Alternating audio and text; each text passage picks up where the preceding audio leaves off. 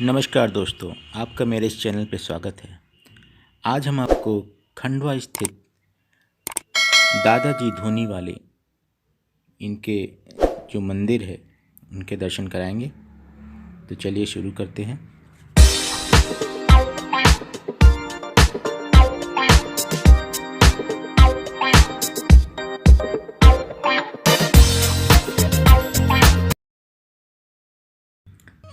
सबसे पहले मैं आपको दादाजी जो धूनी वाले हैं उनके बारे में कुछ बताऊं।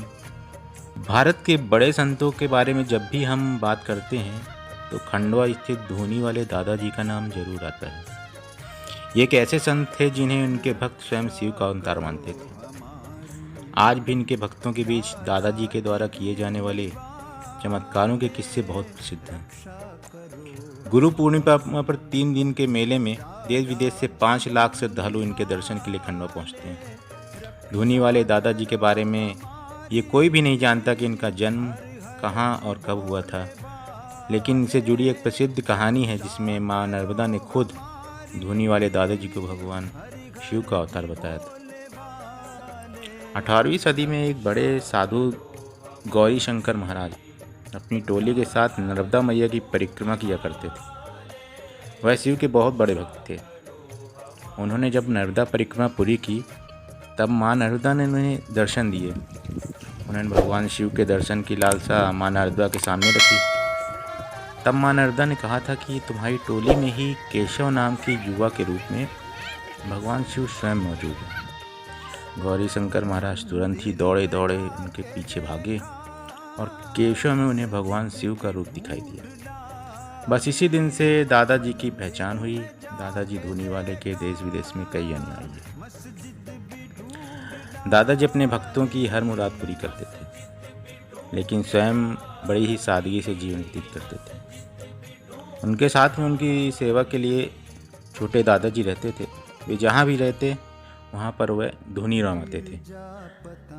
आपको बता दें कि हिंदू धर्म में साधु संतों के द्वारा ध्यान लगाने के लिए जलाई जाने वाली पवित्र आग को धूनी कहते हैं। जहाँ इनका आश्रम बना है वहाँ पर उनके द्वारा जलाई गई धूनी जस की तस आज भी जल रही है।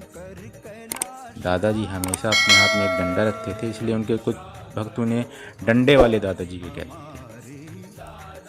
थे। दादाजी ने 19वीं और 20वीं शताब्दी में मध्य भारत में खूब यात्राएं की। वैसे तो दादाजी ने खूब यात्राएं की हैं, लेकिन उनका अधिकांश कर्मक्षेत्र खंडवा में ही रहा। दादाजी ने 1930 में खंडवा में ही अंतिम समाधि ली। उनके भक्तों ने आज उनकी समाधि स्थल पर एक बहुत बड़ा मंदिर बनाया है, जिसके दर्शन आप अभी कर रहे हैं। 44 खंभों के इस मंदिर में मार्बल के इस मंदिर का जो है निर्माण प्रस्तावित है। हर गुरु पूर्णिमा को यहाँ पर एक भव्य मेले का आयोजन होता है। तो दादाजी धाम आने वाले भक्तों को प्रसाद के रूप में टिक्कड़ और बूंदी मिलती है। भक्त बड़ी ही आस्था से ये प्रसाद ग्रहण करते हैं और अपने घर ले जाते हैं।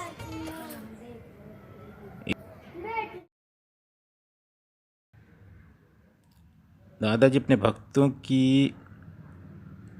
को आशीर्वाद देने का जो तरीका था, दादाजी का जो मतलब अपने अनुयायियों में से किसी किसी के साथ बहुत बड़ा सलूक किया करते थे। उनकी आलोचना करते थे, साथ ही छड़ी से भी पिटाई लगाते थे। हालांकि उनके भक्त इन्हें एक सम्मान मानते थे, क्योंकि दादाजी हर किसी के साथ ऐसा व्यवहार भी नहीं करते थे, और जिसके साथ करते थे उसका तो भाग्य ही चमक जाता था।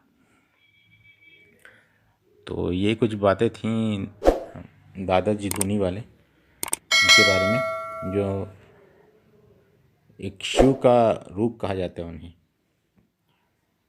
तो मित्रों, देखिए मंदिर इस के वीडियो पीछे में, आपको दर्शन करिए। एक मेमोरियल है जहाँ पर दादाजी धूनी वाले इनकी जो भी कार, बग्गी, उनका डंडा, उनका बिस्तर, उनकी कुर्सियाँ, जो भी उस समय वह उपयोग करते थे, वो सभी आज भी रखी हुई हैं और सुरक्षित तरीके से रखी गई हैं। आप जाके उनके दर्शन भी कर सकते हैं, जैसे कि वीडियो में दिखाया जा रहा है। और आपको मतलब देख के काफ़ी अच्छा लगेगा। कि इतनी महंगी गाड़ियाँ होते हुए भी दादाजी बड़ी ही सादगी से रहते थे। कहा जाता है कि उनके पास जब भी कोई व्यक्ति कितनी भी महंगी वस्तु या कुछ भी लेके जाता था तो वो मतलब वो चीज़ वो तुरंत धूनी में डाल देते थे। चाहे वो हीरे मोती लाए या कुछ भी सोना चांदी, कुछ भी पैसे रुपया कुछ भी लेके आए, वो धूनी में डाल देते थे। और कहा जाता है कि वो दादाजी धूनी में कंकड़ पत्थर डालते थे और हीरे मोती निकल आते थे। तो ऐसी थी उनकी महिमा। तो ज़रूर दर्शन करने जाएं एक बार दादाजी झुंझुनू वाले। और खंडवा शहर में स्थित ये मंदिर है, जाने के लिए भी सुगम है। आपके भी ट्रेन बस जैसे भी चाहें आप जा सकते हैं।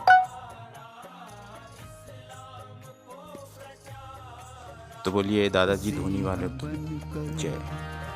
ईसा मसीह बनकर उपदेश देने वाले ईसा मसीह। दोस्तों, अगर आपको ये वीडियो पसंद आया तो प्लीज़ लाइक करें, चैनल को सब्सक्राइब करें और कमेंट करें।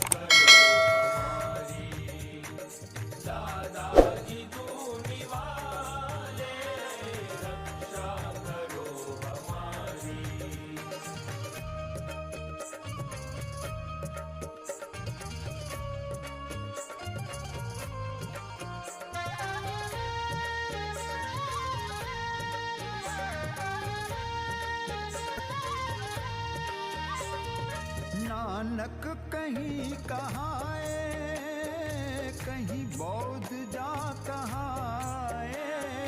नानक कहीं कहाए, कहीं बौद्ध जा कहाए। कहीं बौद्ध जा कहाए, कहीं बौद्ध जा कहाए।